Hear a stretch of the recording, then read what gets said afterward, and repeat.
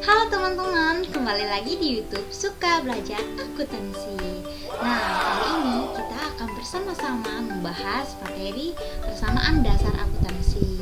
Tentunya teman-teman tidak asing lagi dengan kata persamaan dasar akuntansi. Jadi, persamaan dasar akuntansi ialah yang menyatakan bahwa hasil pencatatan di sebelah aktiva atau sebelah debit akan menunjukkan jumlah yang sama dengan ruas di sebelah pasiva atau di sebelah kredit. Nah, contohnya nih teman-teman ya, di sebelah aktiva itu ada kas, ada perlengkapan, ada piutang. Nah, masing-masing dengan jumlahnya, contohnya kas 1 juta, piutangnya 2 juta, perlengkapannya 3 juta, totalnya 4 juta. Nah, begitu juga dengan di pasiva, yaitu modal dan hutang itu harus balance dengan transaksi yang telah terjadi begitu. Nah, perlu teman-teman ketahui bahwa aktiva perusahaan merupakan kekayaan yang dimiliki perusahaan seperti kas, kendaraan, dan bangunan. Nah, begini singkatnya teman-teman. Lanjut, dari manakah sumber kekayaan perusahaan? Nah, sumber kekayaan perusahaan itu diperoleh dari 2 sumber. Yang pertama dari pemilik perusahaan itu sendiri, yaitu modal yang dikeluarkan, dan yang kedua ada dari kreditur. Kreditur itu dikenal sebagai orang yang meminjamkan uang kepada kita. Contohnya, saya membangun sebuah perusahaan. Saya meminjam uang sebesar 100 juta kepada Tuan A. Tuan A ini kita sebut sebagai kreditur karena ia yang meminjamkan uang kepada kita. Baik, selanjutnya kita akan membahas rumus persamaan dasar akuntansi, yaitu aktiva atau harta sama dengan kewajiban plus ekuitas atau modal. Nah, analoginya begini, saya membeli handphone sebesar seharga 1 juta. Tentunya harta saya 1 juta.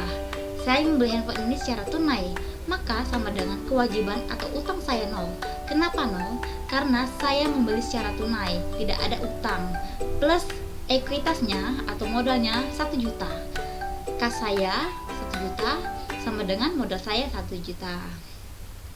Baik, selanjutnya komponen persamaan dasar akuntansi. Komponen ini terdiri dari 6. Yang pertama teman-teman ada aset, yang kedua ada liabilitas atau kewajiban atau utang, yang ketiga ada ekuitas atau modal, yang keempat ada pendapatan, yang kelima ada beban, dan yang keenam ada prive. Baik, untuk yang pertama kita akan membahas aset. Apa sih yang dimaksud dengan aset? Nah, aset ini adalah semua kekayaan yang dimiliki perusahaan, baik yang berwujud maupun tidak berwujud ya teman-teman.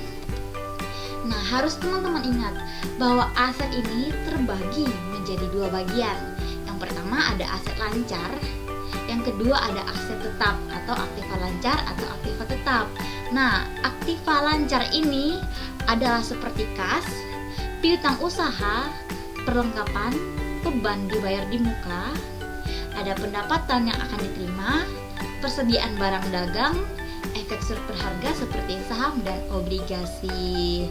Nah, sementara aktiva tetap ini adalah aktiva yang berwujud dalam operasional, nilai ekonominya lebih dari 1 tahun. Nah, contohnya peralatan kantor, bangunan, kendaraan, tanah. Nah, aktiva tidak berwujud itu ada goodwill, ada hak merek, ada hak paten dan hak cipta. Selanjutnya kita akan membahas liabilitas, kewajiban atau hutang. Nah, apa sih itu? Jadi kewajiban itu adalah tanggungan perusahaan untuk membayar sejumlah uang kepada pihak-pihak tertentu atas pinjaman atau kredit. Perlu diingat bahwa kewajiban ini terbagi menjadi 2 lagi, yaitu kewajiban jangka pendek dan kewajiban jangka panjang.